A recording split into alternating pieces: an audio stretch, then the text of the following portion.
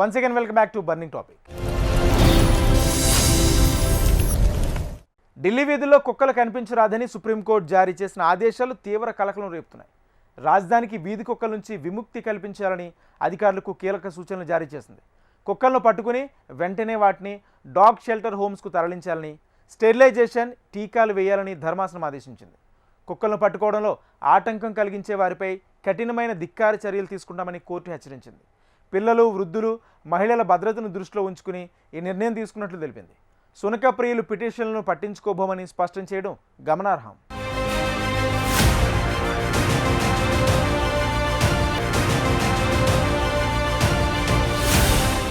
దేశ రాజధానిలో వీధి కుక్కల సంఖ్య తామరపంతలా పెరిగిపోవటం సమస్యగా మారింది.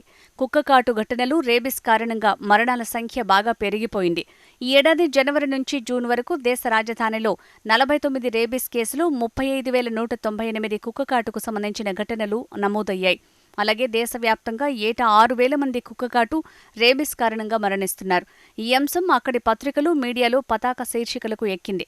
ఈ వార్తల ఆధారంగా justice baby Pardiwala, justice R మహదేవన్లతో కూడిన ధర్మాసనం సుమోటోగా స్పందించి చేపట్టింది. ఢిల్లీ ప్రభుత్వంతో పాటు గురుగ్రామ్, నోయిడా, ఘజియాబాద్ మున్సిపల్ అధికారుల వాదన విన్న తర్వాత ప్రధాన న్యాయస్థానం తీవ్ర ఆదేశాలను జారీ చేసింది.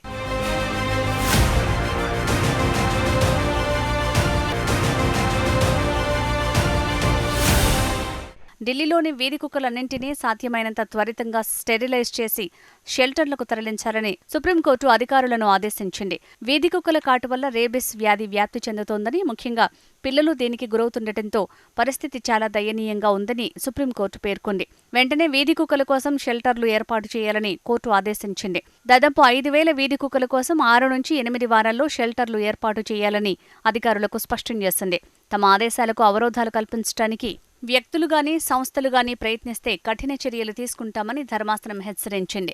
అవసరమైతే కోర్టు ధిక్కరణ ప్రక్రియ చేపడతామని కూడా ధర్మాసనం హెచ్చరించింది.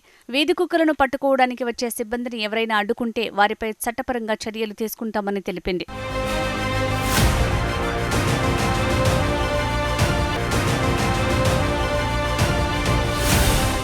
వీధి కుక్కలను షెల్టర్స్కి తరలించేందుకు ఢిల్లీకి దూరంలో ఓ ప్రాంతాన్ని అధికారులు పరిశీలించారని, అయితే జంతు హక్కుల కార్యకర్తలు కోర్టులకు వెళ్లి stay order తెచ్చుకుంటున్నారని solicitor general Tushar Mehta bench దృష్టికి తీసుకొచ్చారు.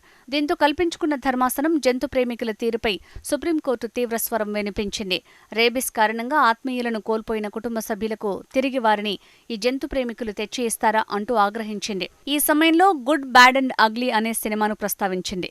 కాల్చాలనుకుంటే కాల్చడమే, అక్కడ మాటలు అవసరం లేదు, ఇది మాటలకు సమయం కాదు, చేతల్లో చూపించాలి అని వ్యాఖ్యానించింది.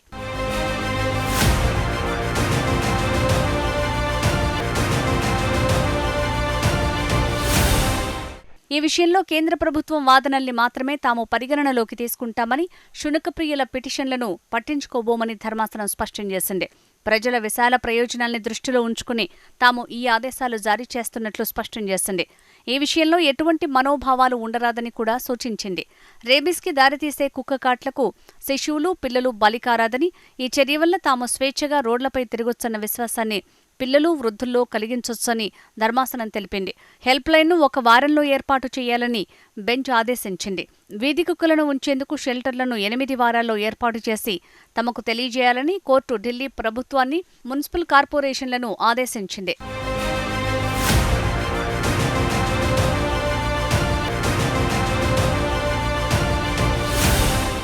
స్టెరిలైజేషన్ జరిపిన తర్వాత కూడా కుక్కలను వదిలిపెట్టొద్దు అని జస్టిస్ పార్థివాలా తేల్చి చెప్పారు.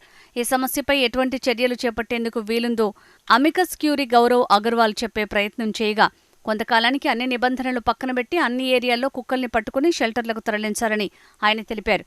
ఈ పనుల్ని పౌర సంస్థలు చేయగలిగితే సరేనని, లేదంటే ప్రత్యేక బృందాలను నియమిస్తామని బెంచ్ అనగా కోర్టు నిర్ణయాన్ని తూచా తప్పకుండా పాటిస్తామని ఢిల్లీ ప్రభుత్వ అధికారులు తెలిపారు. కేసు తదుపరి విచారణను 6 వారాలకు వాయిదా వేసింది. కాగా పలు కాలనీ సంఘాలు సుప్రీంకోర్టు ఇచ్చిన తీర్పును స్వాగతించాయి. ఢిల్లీ సీఎం రేఖా గుప్తా మాట్లాడుతూ తీర్పునకు అనుగుణంగా విధానాన్ని రూపొందించి ప్రణాళికబద్ధంగా అమలు చేస్తామని చెప్పారు. देखिए ये बात सच है, दिल्ली की जनता वर्षों से इस विषय पे परेशान है और सरकार, पिछली सरकारों ने जो किया और नगर निगम में जिस तरीके से काम चल रहा था, हम उन सब के ऊपर लगातार हमारी सरकार बनने के बाद से इन विषयों पे चर्चा करते हुए इसके समाधानों पे वर्कआउट कर ही रहे थे। इसमें माननीय कोर्ट ने जो आदेश दिया है वो भी हमारे लिए बहुत महत्वपूर्ण है। हमारा एक ही ध्येय है, दिल्ली की जनता को राहत देना।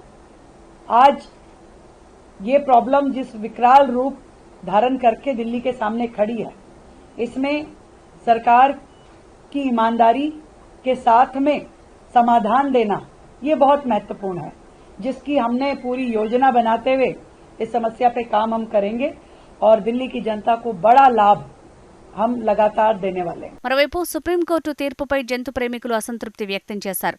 సుప్రీంకోర్టు ఆదేశాలపై జంతు ప్రేమికురాలు కేంద్ర మాజీ మంత్రి మేనకా గాంధీ మాట్లాడుతూ కుక్కల షెల్టర్లకు అవసరమయ్యే నిధులు, స్థలాలు పురపాలక సంఘాల వద్ద ఎక్కడున్నాయని ప్రశ్నించారు.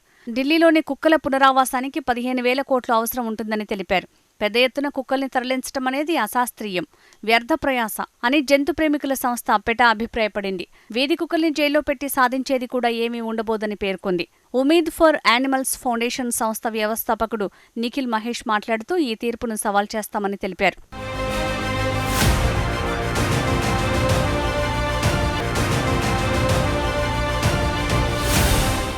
దివాల్టి burning topic. Keep watching HM TV.